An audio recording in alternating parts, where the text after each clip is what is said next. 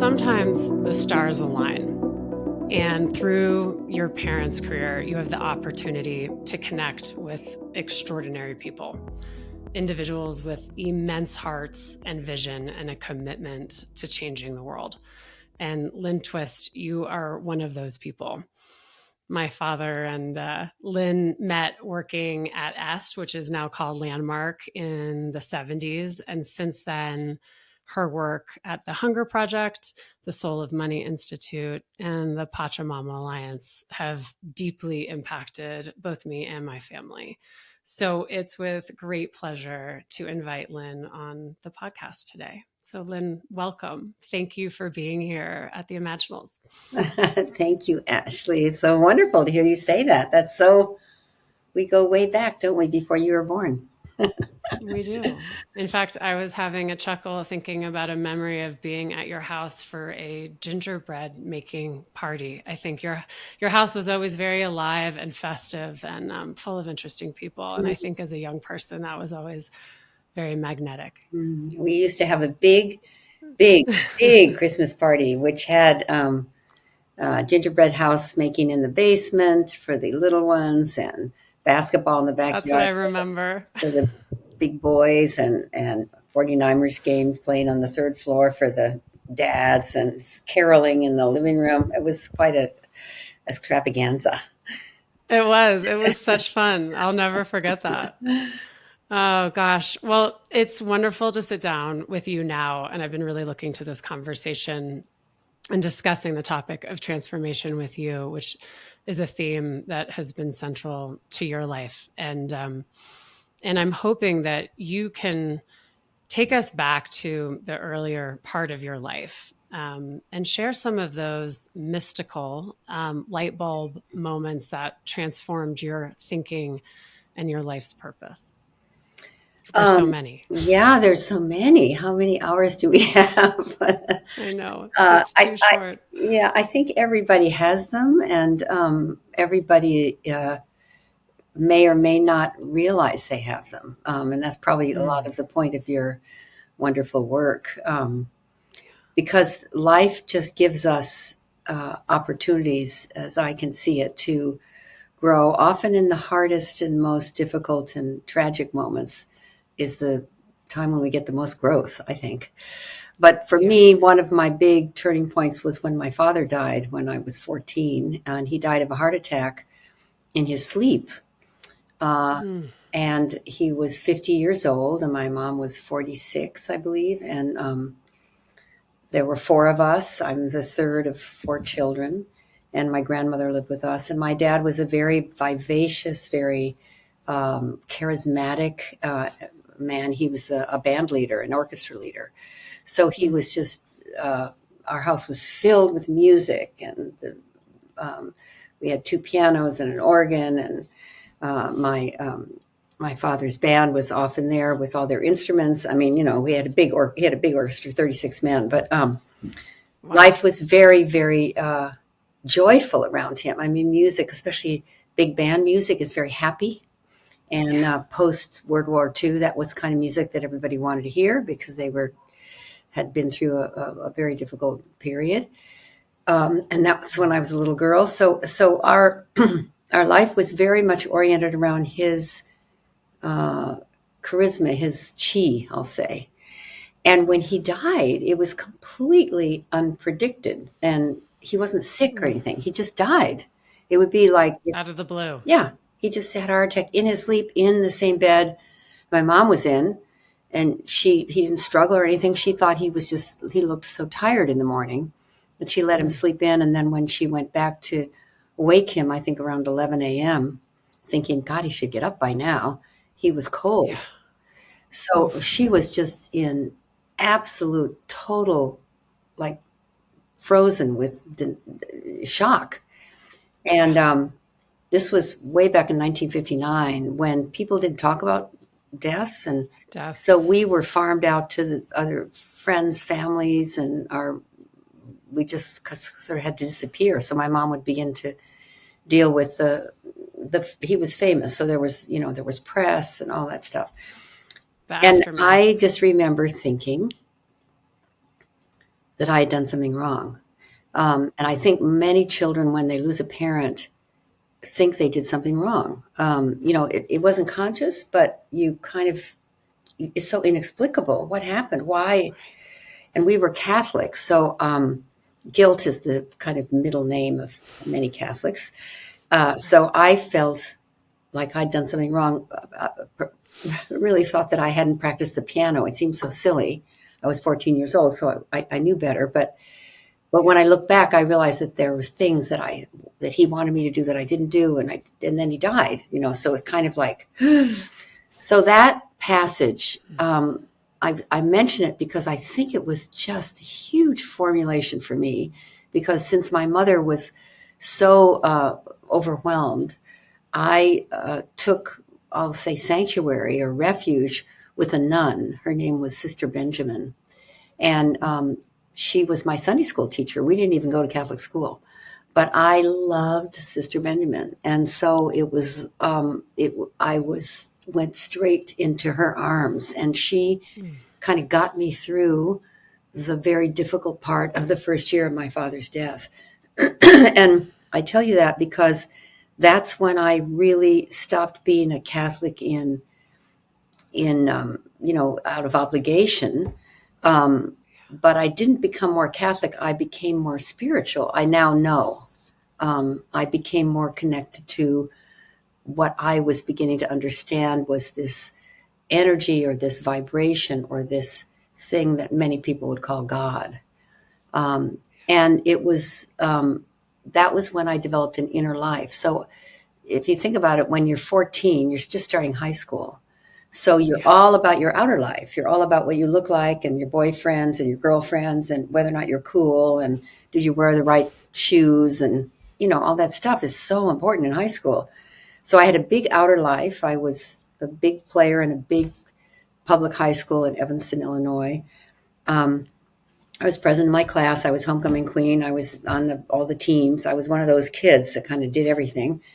So I had a big outer life. And then I developed an inner life. And it was almost by default, because of my dad's death, to kind of be able to handle the grief and the sadness and the loss.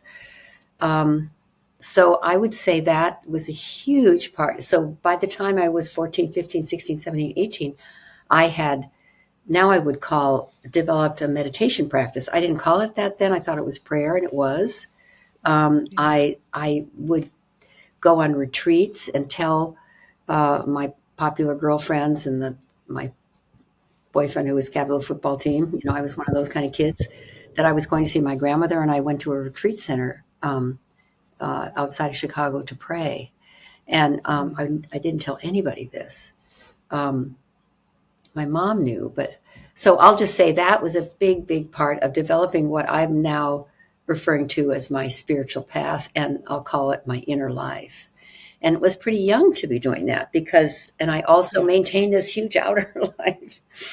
What was that like to live in those two worlds and really be hiding one in some ways? Because I went to Mass every morning too. So I got up before carpool, went to Mass at 5 a.m., came back, and then got myself ready for school. Kind of like, I didn't go to Mass in my pajamas, but I kind of almost did. And I rode my bike, and then I got ready for carpool because all the kids in carpool. And I didn't tell anybody I was doing that. And my mom knew, but she wasn't really supportive or not supportive. She just knew I was dealing with it the way I needed to. So I kept my inner life very private. I didn't tell anybody.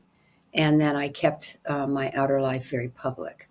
And it didn't seem odd to me then. I look back and see that it must have taken a lot of energy to sustain that. But and then I ended up going to Stanford, which I did because my dad went there, and I knew he would want me to go to Stanford. So I did everything I could to get into Stanford. And then when I was at Stanford, I got very involved in poetry. So that would be the next chapter of what I call my transformation. Poetry is another form in many ways of accessing transformation, or it can be, because I stopped practicing any kind of religion, but I still had this mystical experience of knowing myself in a different way than I was putting out into the world. So I always found a way to stay in touch with what I now call the spiritual, and you might even call the mystical side of life. Who are the poets that you were reading then? Well, they weren't that popular then, but Rumi was a very favorite poet for my English teacher, Mr. Pinsky, my freshman English teacher, and Tagore and Rumi, Tagore, and Rilke, who are now very popular, were not that popular then. But my English teacher was really all about them. And then we had at Stanford at that time, we had a poet in residence, and it was Ivor Winter. And so I loved his stuff too. So I got and I started writing poetry. And that was also kind of a silent, private thing, because at Stanford, when I was there, there were very few women. The ratio to men and women was, 5-1 or something. And any relatively attractive freshman had lots of opportunities to date. So I had another big outer life. But I did find a spiritual path in poetry, that, especially Rumi, I would say. Yeah. Do you remember the specific things you were wrestling with in those moments? It seems to me that you've always been incredibly engaged in an all-in person, and I'm curious to know at that time what you were exploring in your inner life. Was it resilience, or were you still processing grief, or what was up for you then? Well, I went to school I went to college in 1963. So I arrived on campus the year that President Kennedy was president of the United States, and he was in our generation, my generation, he was totally our hero. I mean, he and Jacqueline, they were like the it couple of the history of the world. Yeah. And on November 22nd, my freshman year, he was assassinated, and it was just like incomprehensible. It was like when my dad died. You can't do that. No, this vibrant, handsome, dynamic, incredible guy who was going to put a man on the moon was gone. That was just impossible. And his wife was like 30 something. I mean, they were so young and vibrant and alive. And then he was dead. And that I remember. So that was my freshman year. And I'll just say I was in college during the Vietnam War, during the Civil Rights Movement, during the kind of those days were very, very exciting, you could say, in college. I don't know that we understood what we were doing, but we were totally, we being kind of everybody, against the war, because if you weren't in school and you were a guy, you were in Vietnam, and you were either dead or you were injured or you were hooked on heroin. When people came back, they were just a mess. So we at Stanford and Berkeley, I mean, everybody was involved in, maybe not everybody, in demonstrating, trying to stop the war. And then the civil rights movement was just raging, and people were going on buses to Mississippi to register people to vote. So I was in college during that time when things were really, really boiling over. Heating up. Yeah. And I wasn't the kind of person who went to jail, but I was definitely very involved. And then I'll just say that if you think of it, our heroes were Martin Luther King, President Kennedy, Robert Kennedy, and Malcolm X. And in 5 years, there were 4 assassinations. All 4 of our heroes were killed. And that just rocked my generation. It rocked my world. It was like, no.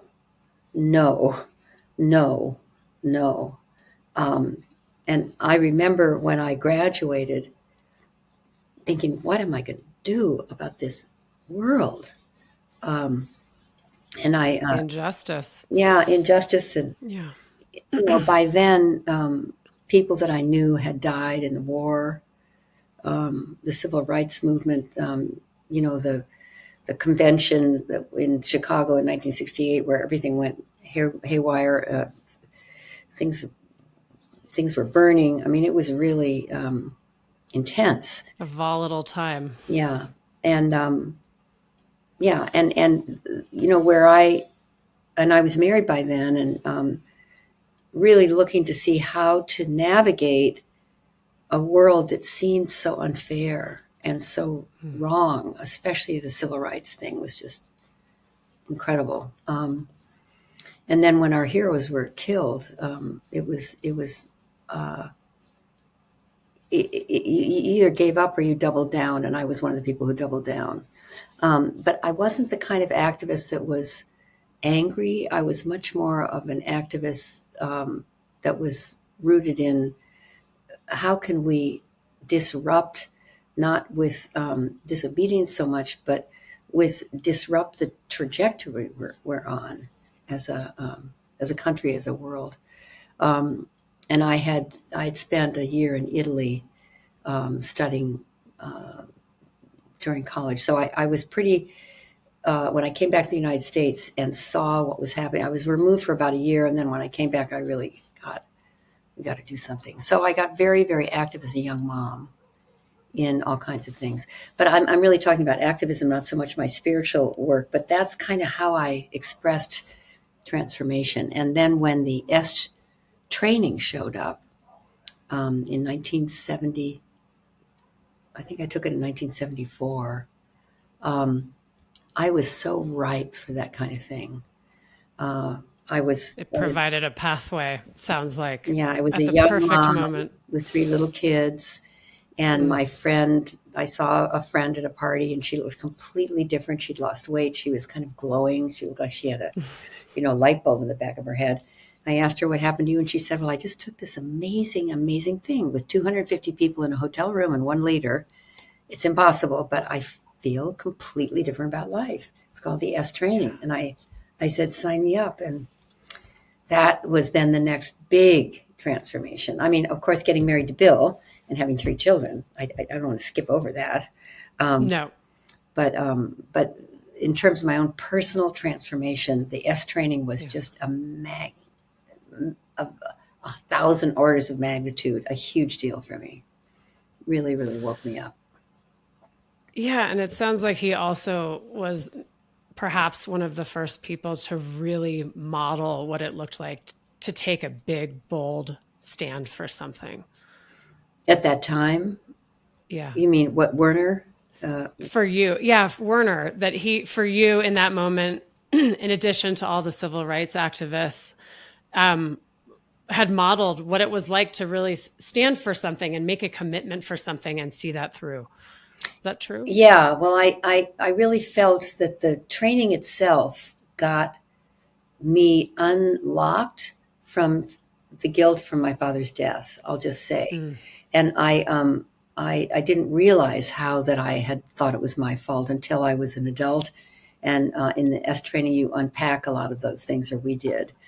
And I felt completely freed by that and didn't even know that I had that burden, that I was carrying around that burden of thinking that somehow it was my fault. And then the next kind of thing that took place, which really opened my eyes, was I started to study Buckminster Fuller.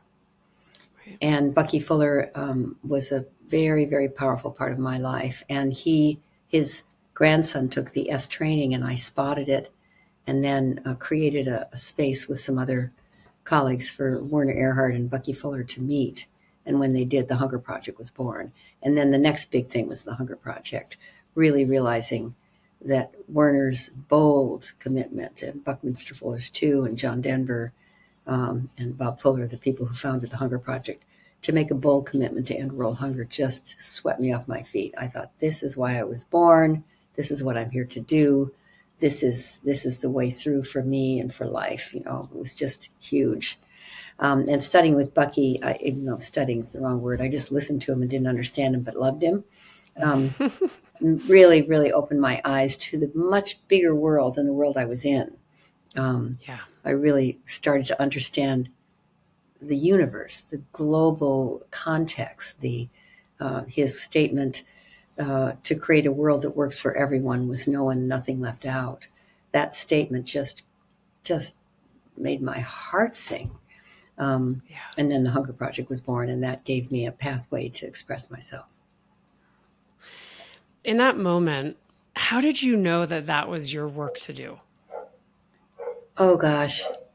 I think when I was sitting in this room when Werner Erhard said he was committed to ending world hunger, I started to cry. I was sitting in the back row. I was an assistant, or what's called a volunteer. I mean, it's called the assistant role for this big meeting he was having with the advisory board. And when he said that he was taking a stand to end world hunger, I felt my whole body just like vibrating. I started to cry. My hands started to sweat. I just knew that this was something that I was going to be involved in. I didn't understand kind of what he was saying. The same thing happened when Bucky Fuller talked about the distinction of sufficiency, and these two things are very related in my path. And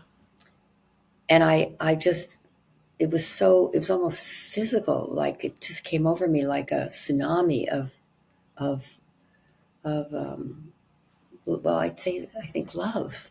I just started crying so hard I kind of couldn't function.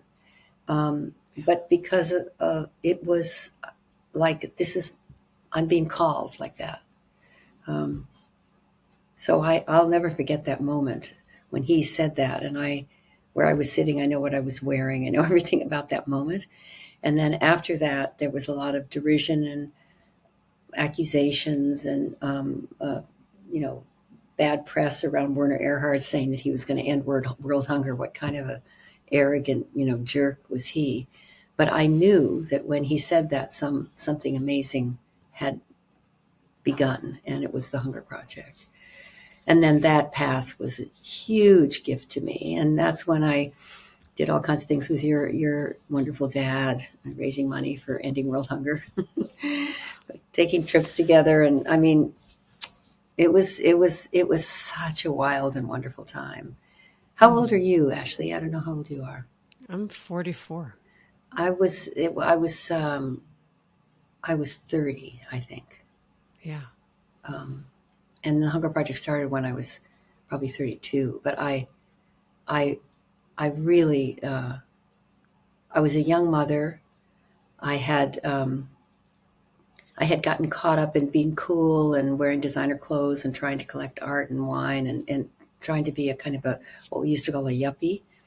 And I realized this is just not working for me. I mean, I love wine and I love art and I love nice clothes still, but I just got lost in all of that. And when I heard this call, it was just like, oh my God, I felt free to be myself.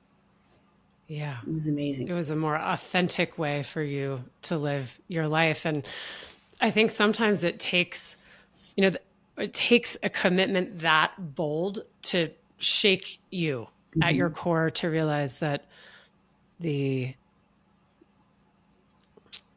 way that you're living your life in some ways is so insular and petty in some ways, that, and I think that actually is what happens, in life at around that age. I don't know if that's why you asked me how old I am, but in my life, I definitely experienced climbing that first mountain and feeling focused on things that feel not important now.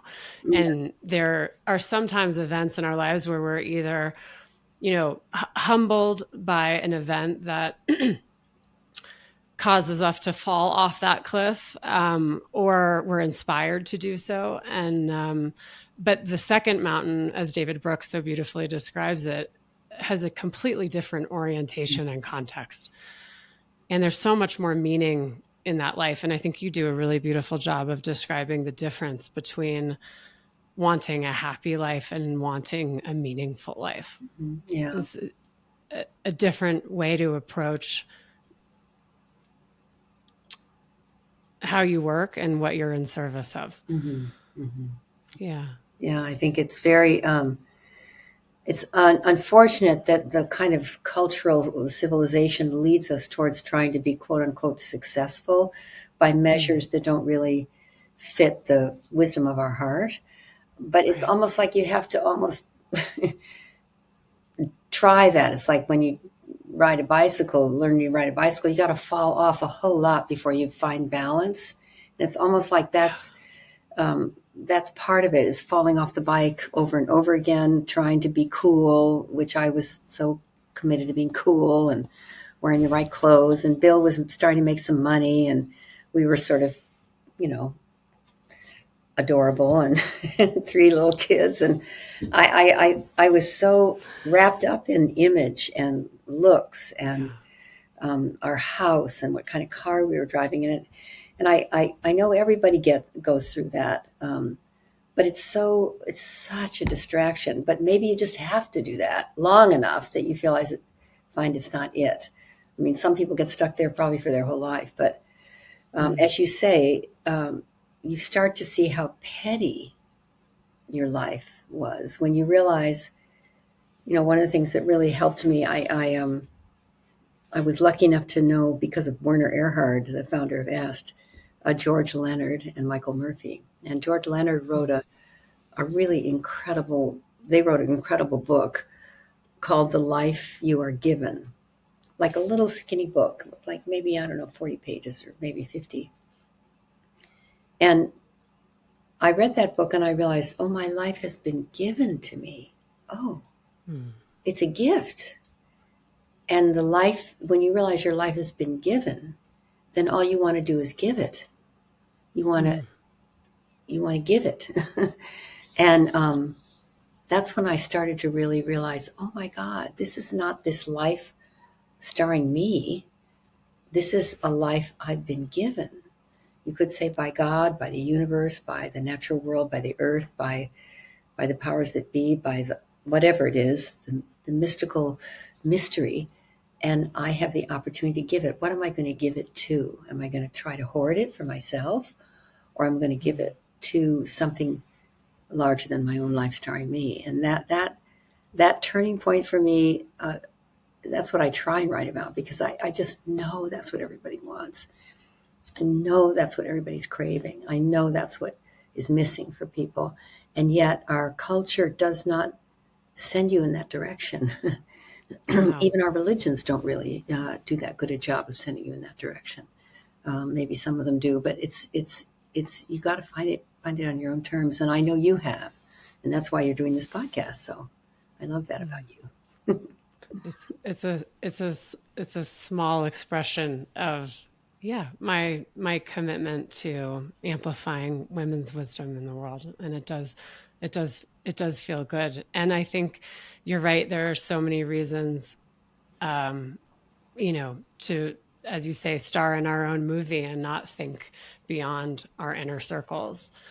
And will you talk a little bit more about how you continued to break out of that and really live into that deeper commitment that you made to ending world hunger, and then on to committing to preserve the rainforest down in the Amazon through the Pachamama Alliance?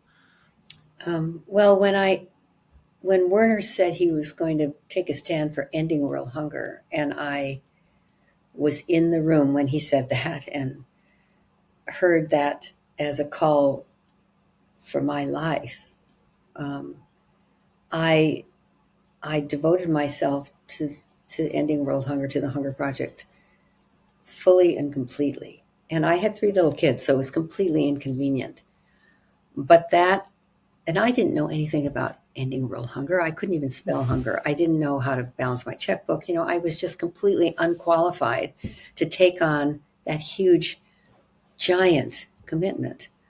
But that was what the Hunger Project was, and still is a clearing or a context to inspire people to take on this huge commitment, way bigger than their own life, that they don't even know if it would be accomplished in their lifetime.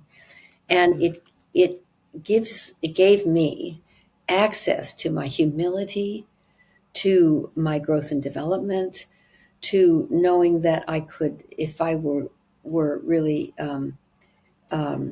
true to myself, that I would find a way to fulfill that commitment. And so, as I say in my book, the commitment comes back into your life and shapes you into who you need to be to fulfill that commitment. So the Hunger Project was like a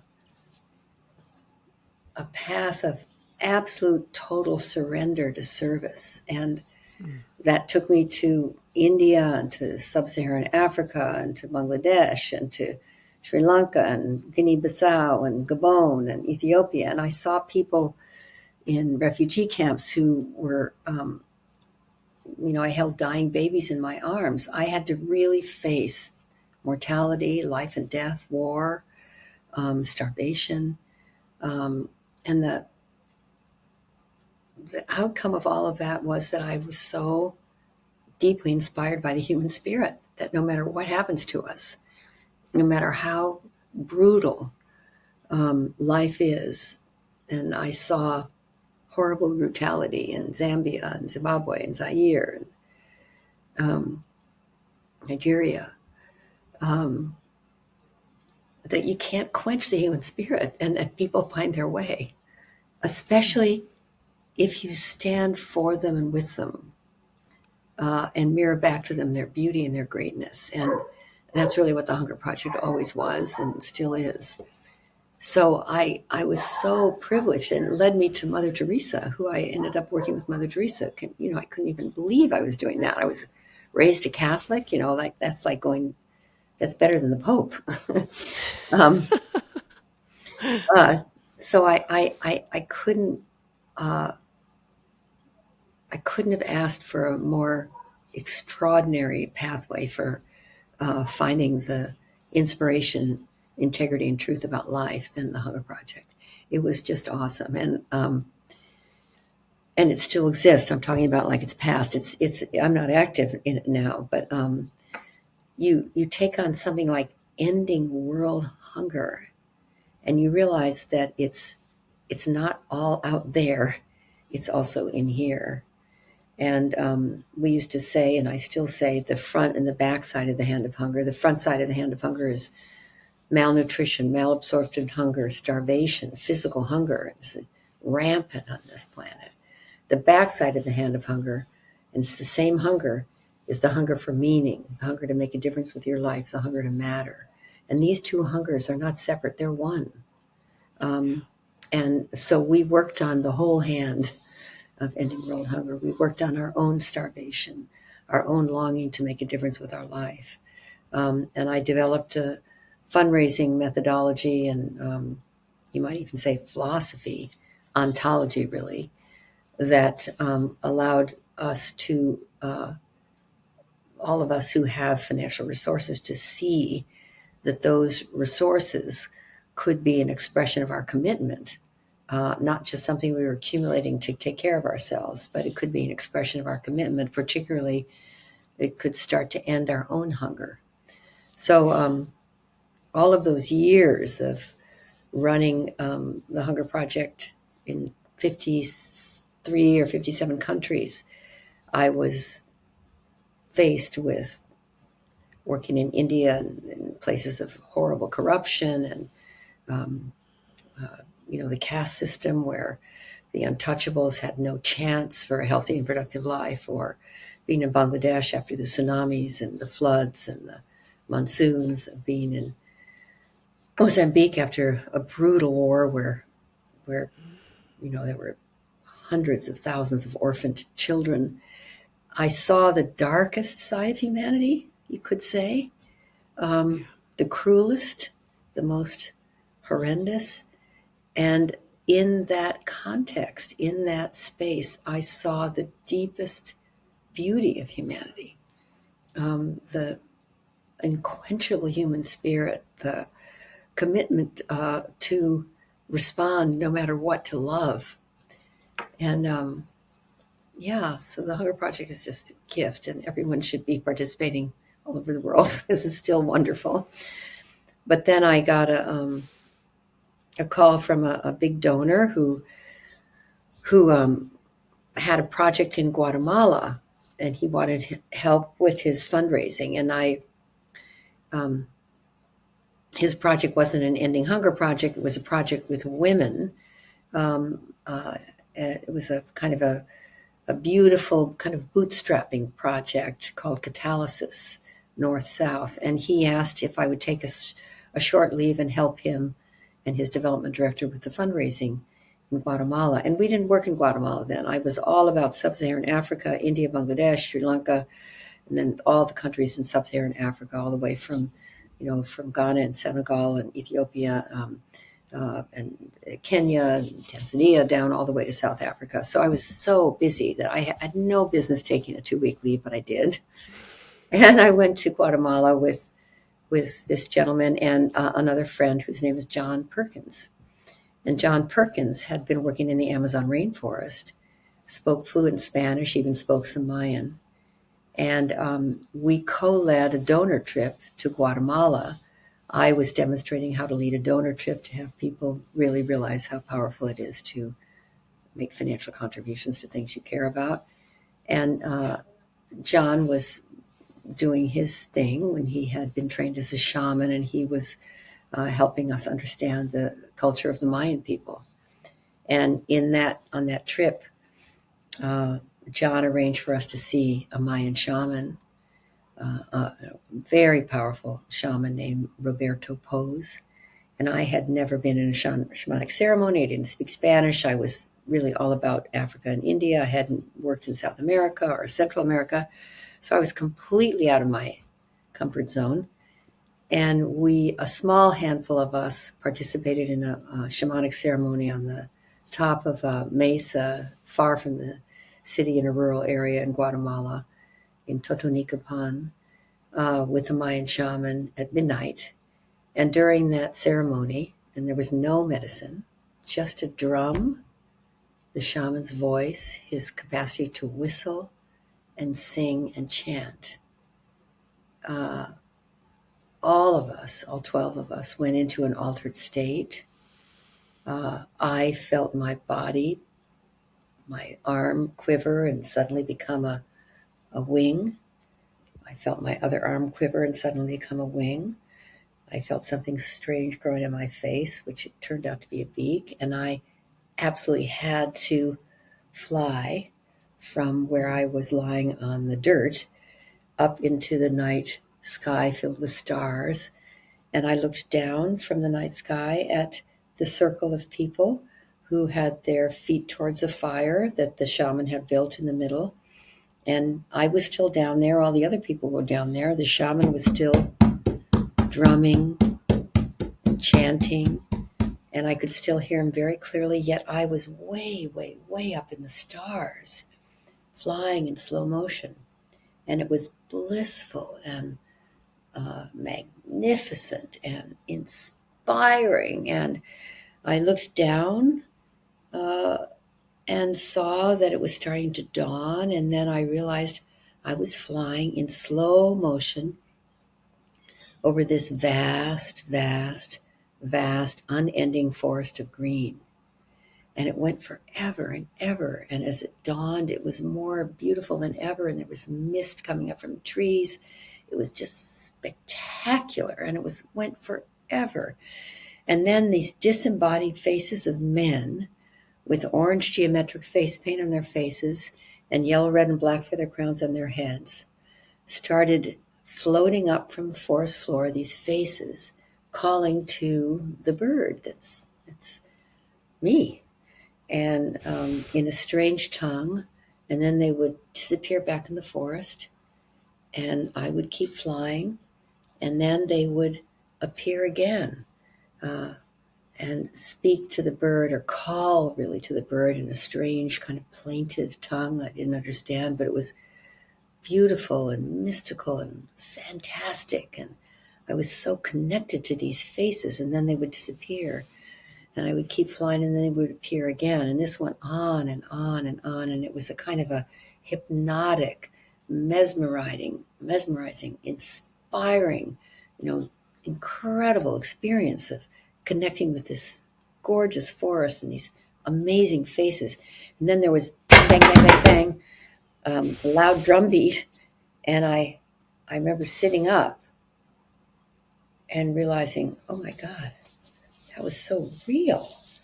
I realized I didn't have any wings. There was no beak on my face. And the fire, which had been very large at the beginning, was down to nothing but embers. So I know it was a pretty long time. And so the shaman, who you could barely see because it was so dark, went from person to person to person around this circle that we sat around the embers of the fire. And each person had become an animal as real as you and I on this computer screen. And when it got to my turn, I shared about the experience that I had, and the shaman looked at me kind of funny, and then went all the way around the circle. And my friend John Perkins, who had been working in the Amazon for many years, he shared a vision almost exactly the same as mine. And the shaman completed the ritual, dismissed everyone, and then told the two of us that we were being called, that it wasn't a normal vision, it was actually a communication, and that we were being called and we needed to go to the people who were calling us.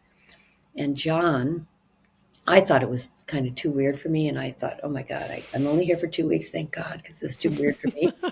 And John said, no, Lynn, we have to go. I said, we have to go? Go where? He said, I know who they are. I know where they are. They're the Achuar people, and they're calling for contact, first contact. You have to go. You have to come with me. You can't deny this. They will not leave you alone until we go. And I said, I can't. I'm going to Africa right after this. So I said, you go. That's your thing. I'm ending world hunger, and that's kind of a big thing. We're not talking. I'm busy. So I went to Ghana, and John went back to the Amazon. And when I was in Ghana, I was sitting in a conference room in the Novotel on the ground floor, and there were 5 Ghanaian men and 3 Ghanaian women in a board meeting that I was sitting in on for the global office, the Ghanaian Hunger Project board. And it was a very important meeting, and I wasn't leading it, thank God, but someone else was, the chair of that board in that country. And Ghanaian people are very beautiful people with very, very, very dark skin, very almost blue-black. And there was a certain point in the meeting when the men only, started having orange geometric face paint show up on their black faces. It just kind of suddenly appeared, and I just was like, I thought I was hallucinating. So I went to the ladies' room and splashed water on my face. No one else said it, anything. I just excused myself. And I came back and everybody was normal. And then it happened again. And no one said anything about it. And I realized, oh my God, I'm going crazy. So I burst into tears because I was so disoriented by it. Everybody wanted to know what was wrong. And I said, well, I'm feeling very sick. I was supposed to stay for a week, but I need to go back to the United States. I've been in many time zones in many countries, and I need to go home, and I'm not feeling well. So I went up to my room. This is 1994. And I packed my bag and went to, there are no cell phones and no internet, if you can imagine such a thing. Then we didn't have that. And I packed my bag and I flew home through Frankfurt and London and New York. And then when I got home, I was so rattled because I saw the faces all the way on the plane, whether I had my eyes open or shut. So I tried to reach John, but he was back in the rainforest. And finally he came home and we organized our very first trip to the Amazon. And in that trip, we went to the Achuar people who had almost no contact. And they told us that they were ready for contact with the outside world because they'd seen in their dreams and visions it was going to come and it was inevitable.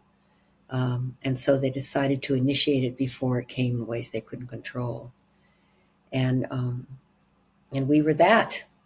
So we had this amazing, unforgettable encounter with these indigenous people and promised to be their modern world partners, to educate them about the modern world and to support them in organizing themselves to defend their territory. And they said, we appreciate that, but we need you to do something bigger.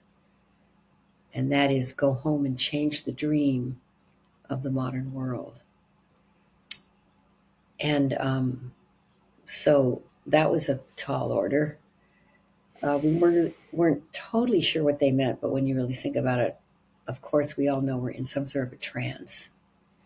Yeah. And so the Pachamama Alliance was really born then, and I had to extract myself from the Hunger Project, which I did by getting malaria, which I don't recommend, but it helped me stop and rethink and reimagine my life and realize that I was having a second calling. And I was sick for 9 months, not 8 and not 10, which I thought was kind of prophetic. And then the Pachamama Alliance was born.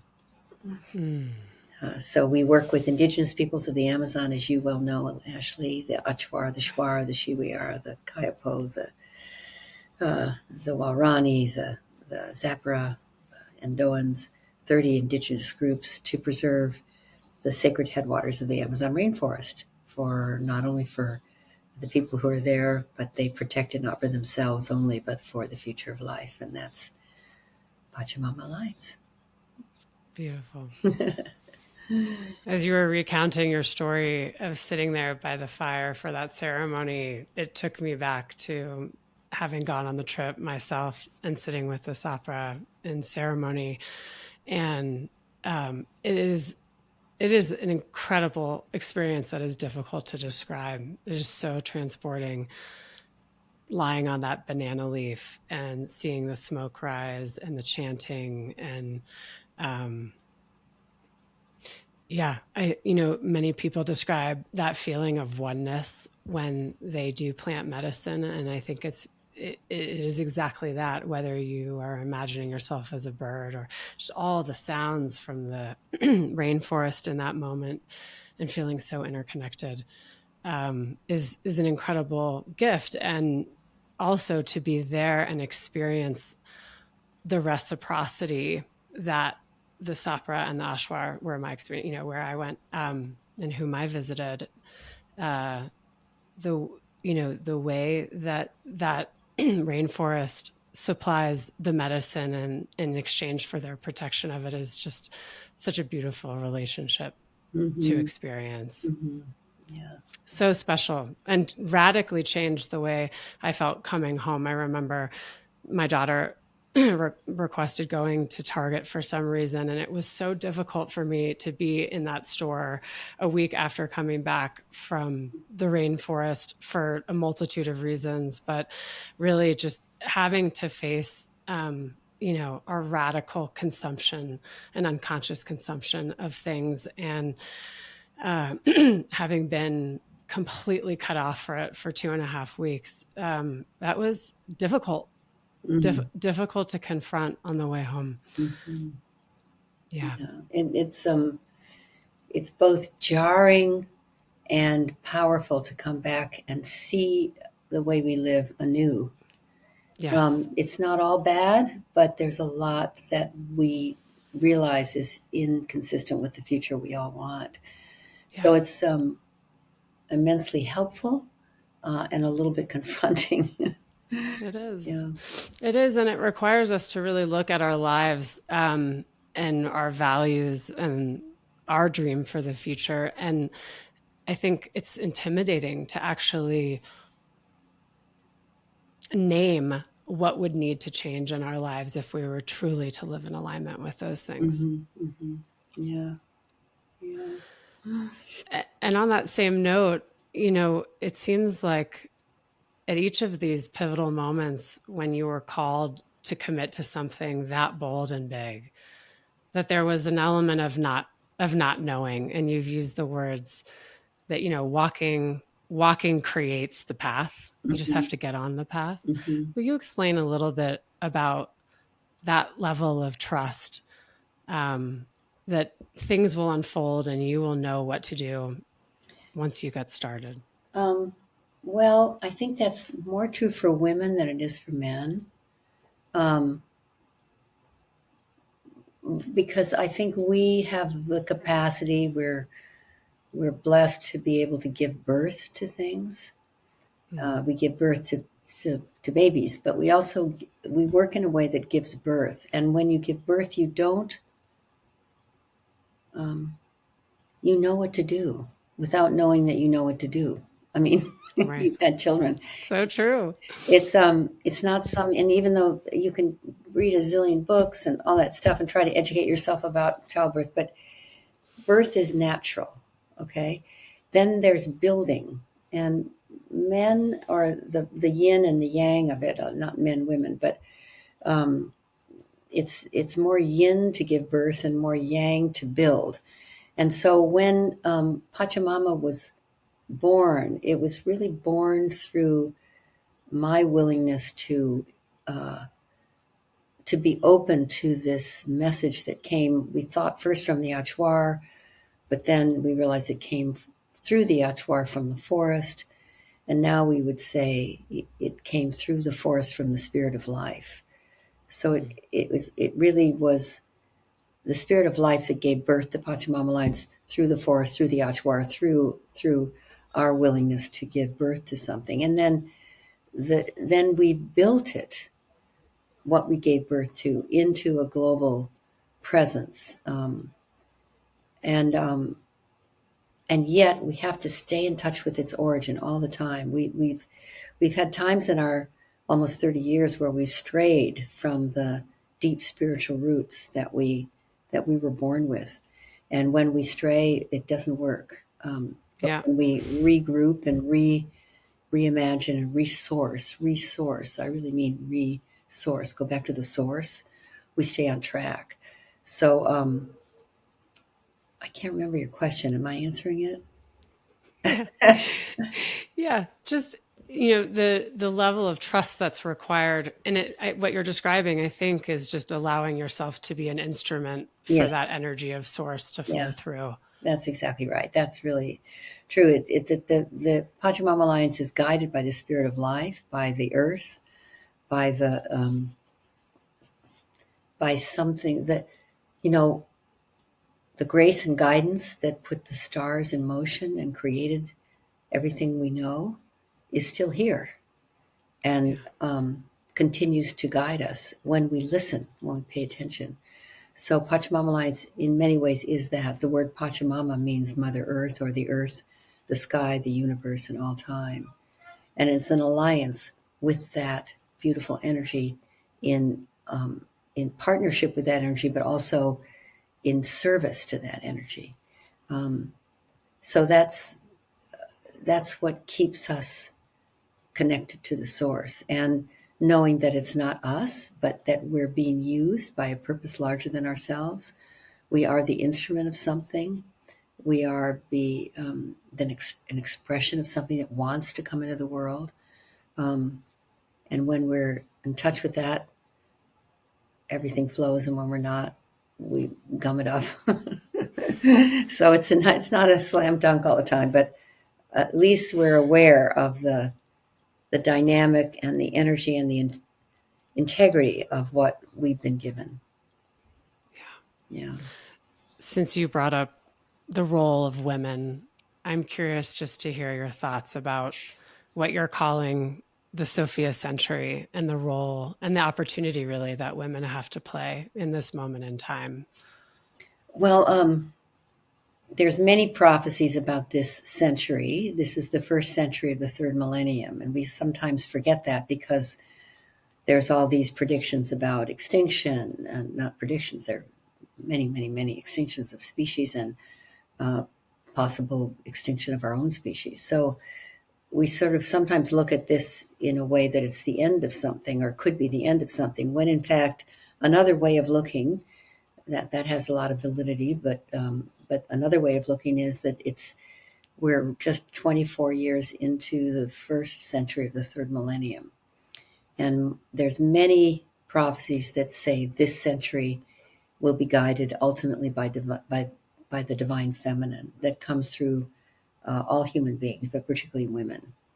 And when I was working on hunger and poverty, it was so clear, it is so clear, that the most powerful intervention to end world hunger is empowering women and girls. I mean, there is nothing that's close to the power of that.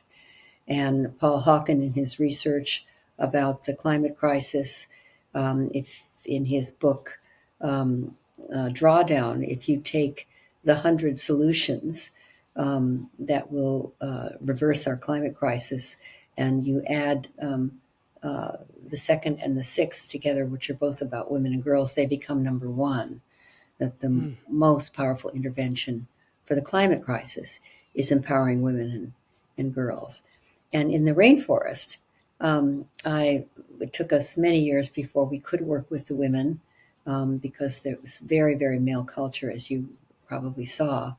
But the women now are starting to play a role that I know will be pretty much central to the success of preserving those lands and those trees and that incredible ecosystem. So not only are there prophecies, but the evidence is all over the place that divine feminine counters the dysfunctional masculine, allows even in men to tame that a little bit and relax that dysfunctional masculine.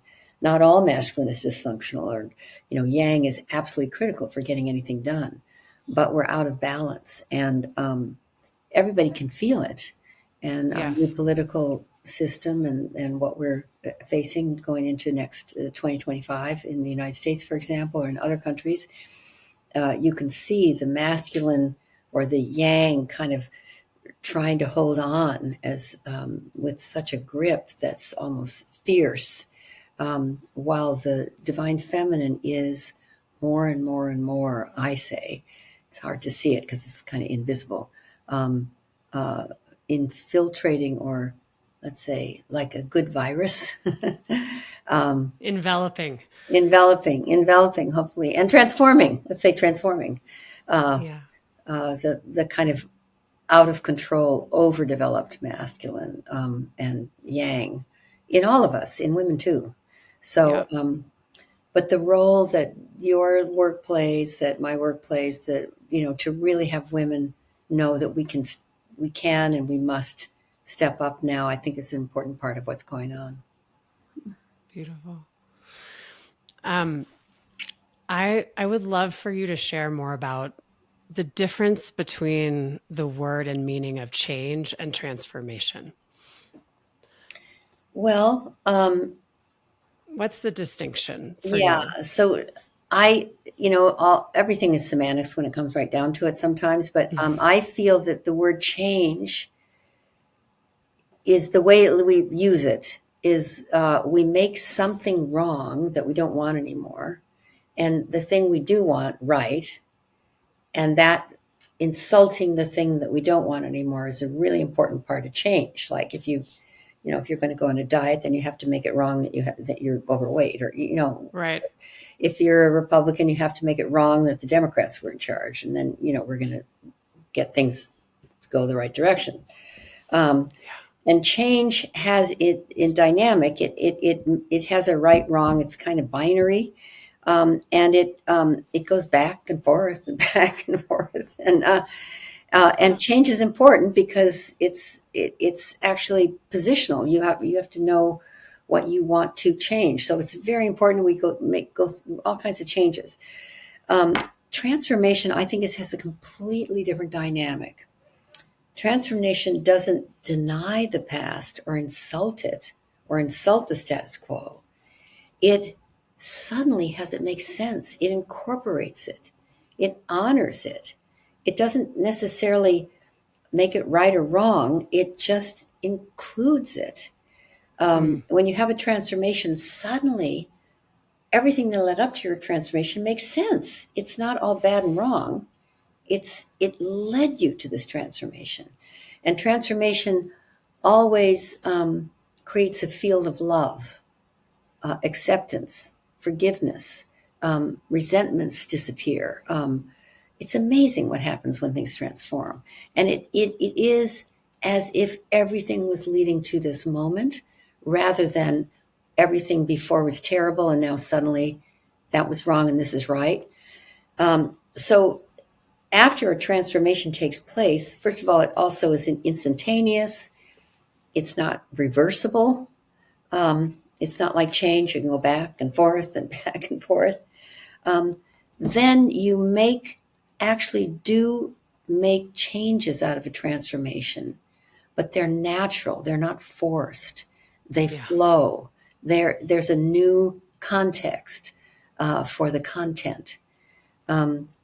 So change is very important, and I'm not against it. I'm for it, especially when things need to change. At the same time, what I think we really hunger for and what we're really all working on, particularly you and me, is profound transformation. Yeah. Thank you. I think it's so important to make that distinction because there's so much more possibility when there's not judgment embedded in the conversation about what wants to shift. Mm-hmm, mm-hmm. Yeah. It's a different paradigm. Yeah, very different. I love that. Beautiful. Mm. Is there an example of that kind of transformation that's occurring for you right now that feels top of mind that you might want to share about as it relates to the Pachamama Alliance or otherwise? What's up for you in this moment? Let's see. Gosh, there's so many things I could say, but well, I'll just say something quite personal. I got pneumonia in September. And just as I shared about getting malaria when I shifted from being a very kind of senior person running the Hunger Project to turning that all over and starting the Pachamama Alliance. I got malaria, and that helped me make that shift. I got, at the end of September, I started getting sick. At first it was the sniffles, and then it was a cough, and then it went down in my lungs, and then I was like completely flat and bedridden, like I couldn't sit up practically. And I discovered that I had pneumonia. And my experience of pneumonia was terrible, so I don't recommend it. It's really, I couldn't breathe, I just was really, really sick. However, I started to realize that I had traveled more in 2024 than I had since before COVID. And I'd been like to 7 countries. I had done like 100 podcasts. I had led a bunch of conferences and courses, and I was just like and all of it wonderful. I'd been in the Arctic. I had been in Norway and Sweden, and I'd been all over the place, and back and forth the Amazon, and then I just got felled. I mean, I was so sick, and I couldn't watch Netflix even. I thought, oh, good, this will be nice. I can watch some catch up on some shows. But I couldn't read. I was just too sick. And that's very rare for me. So sorry, Lynn. Well, it was perfect. So that's what I really want to say, because I needed to stop my mind, my activities, my voracious commitment to make a difference with my life, all of that, long enough to really relook at my relationship with my work and my body and my age, because I'm turning 80 in February. Wow. And it's almost as if, and I was starting to plan another year that was the same as last year, which kind of almost did me in. And I realized, I have a lot of energy for my age. I'm very healthy. People sometimes are a little bit stunned when they find out how old I am. I am too.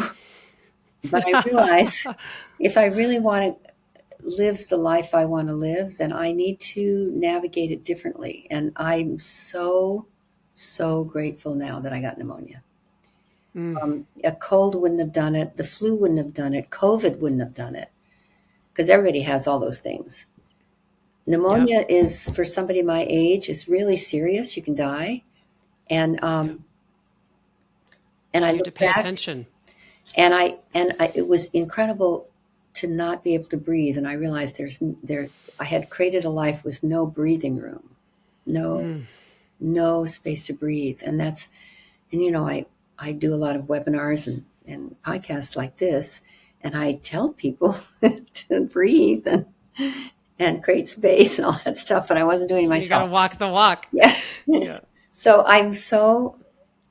I now realize that it took me getting pneumonia, and it was the right disease because it was about my lung capacity and my capacity to breathe and rest. I don't know. I'm so grateful for it now. I mean, obviously I got well, and it forced me to recalibrate, and I am recalibrating, and I'm still going to travel, and I'm still going to be way out there and all of that. I mean, one of my mentors is Jane Goodall, and she's 90. We're 10 years apart, and she's going like a house of fire. And, I talked to her, and she's fine. She's a little shaky from time to time, but she's 90. Or Jane Fonda, Yeah. who's 87. You think about these people. Who knows what's going to happen for me? But I realized that it was time I took a breath and relooked. And so that's my most recent example of transformation rather than change. And now I'm making changes as a result, but it comes from a transformation. Beautiful. Yeah. I'm so glad you're feeling better. Yeah, I feel great, actually. Yeah. On every episode, we ask our guests to share one strategy or a practice or a tool, resource, quote, book, or piece of advice that has served you. And I'm wondering what you might recommend to someone who is on the precipice of a big change, who may be being called towards a larger life commitment.